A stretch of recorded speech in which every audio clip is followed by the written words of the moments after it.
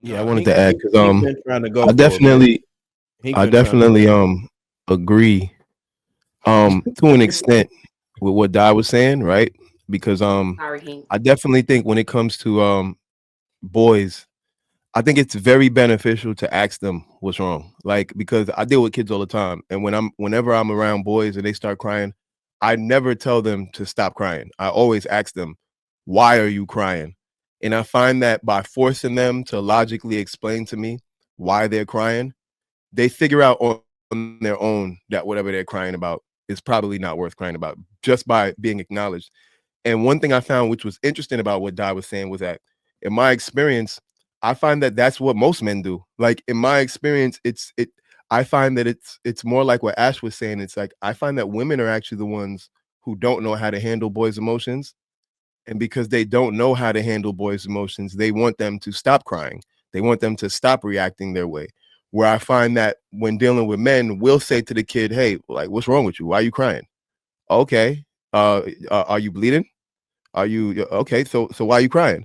Then he'll look at himself and be like, "Wait, why am I crying? I'm not bleeding. I'm not hurt." And then he'll just run back off and start playing again. And I feel like it's the moms that are like, "Oh my God, baby, you hurt yourself. Oh, mommy will take you off the field. You don't have to play again Mhm, if you ever want to play again. Oh, I love you mhm. so much, sweetheart." Like I've seen kids like drop something. I've been around moms with their kids, right?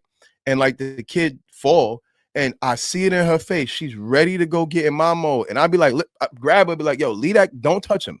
Do not touch him. Give it 5 minutes." She'll wait, no, give it 5 seconds. She'll wait for 5 seconds. The kid will get up off the ground, look around, look at her reaction.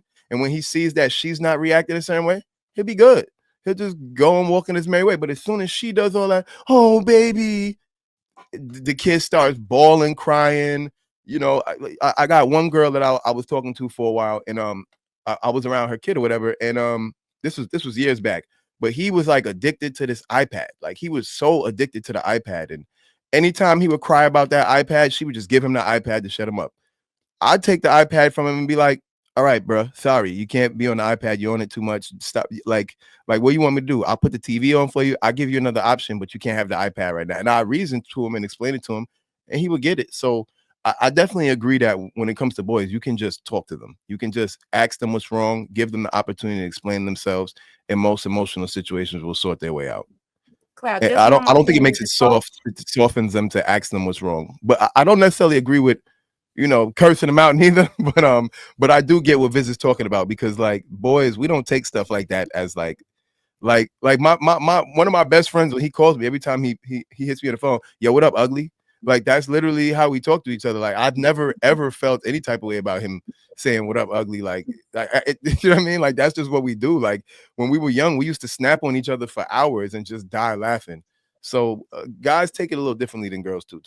And the coach I'm talking about was so extreme that a boy had broke his arm. I'm not even lying. Broke his arm. The mom was looking down there because she's raised boys before, so she didn't want to go down there. After the game, she took him to the hospital, found out he broke his arm. Do you know that little boy, when he went to the field crying, that's exactly what they told him to do? They didn't even ask him what was wrong. That boy arm was broke the whole damn game because he was scared to disappoint his coach with the emotion that he was feeling.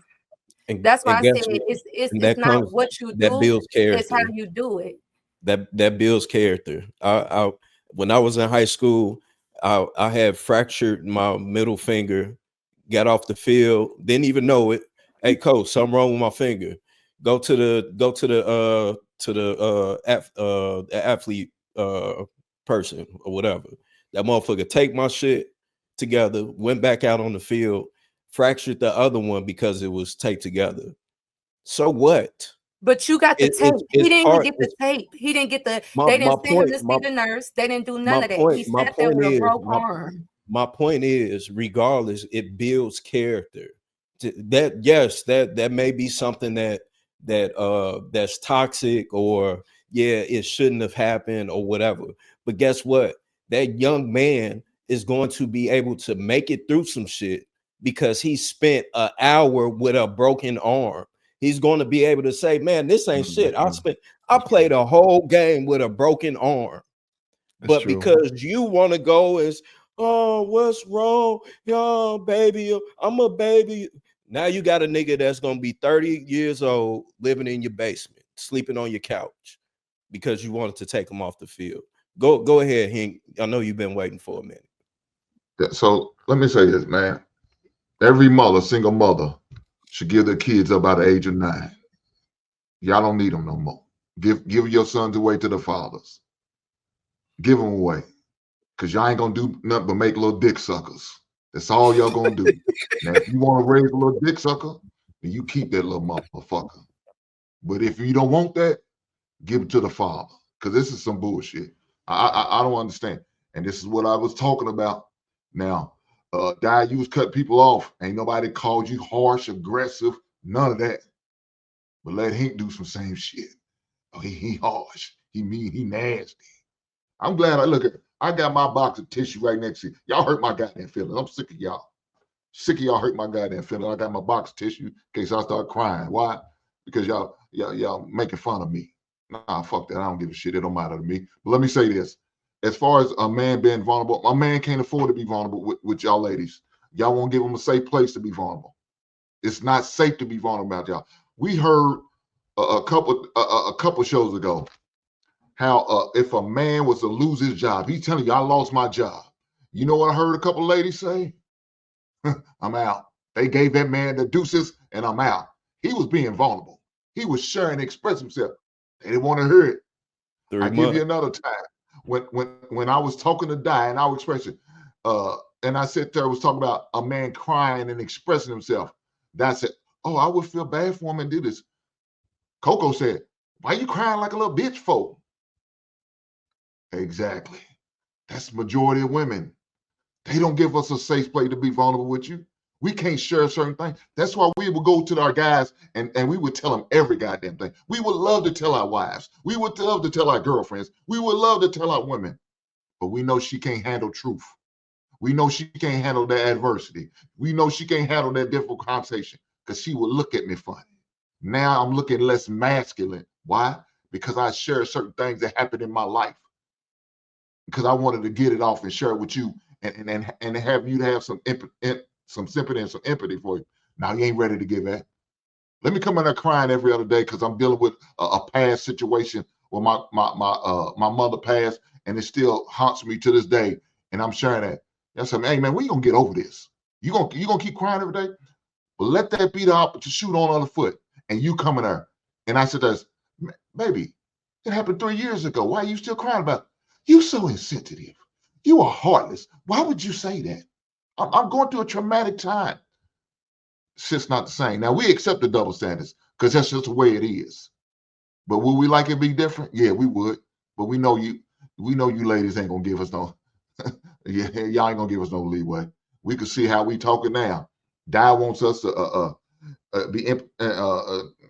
baby up the little boy. Like I said, if you want to raise a little dick sucker, you keep doing that shit.